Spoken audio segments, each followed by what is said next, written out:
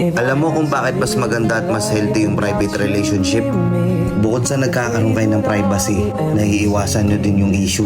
Naiiwasan nyo na pag-usapan kayo. Ano nga ba yung private relationship? Yun yung hindi kanya kailangang i-flex o i-post sa social media porket uso. Na kapag nag-aaway kayo, kailangan magpaparinigan kayo sa social media na marami nakakakita, marami nakakabasa. Private lang. Hindi mahalaga kung hindi kanya i-post, hindi kanya i-story. Simpleng bati lang pag monthsary o anniversary, okay na.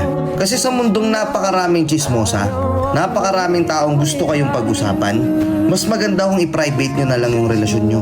Basta alam nyo sa sarili nyo na mahal nyo yung isa't isa, hindi kayo nagkakaproblema, mag-away man kayo sa inyo lang. Kasi yung iba, konting away lang magpaparinigan sa social media. Sinisira mo yung image ng partner mo porket galit ka.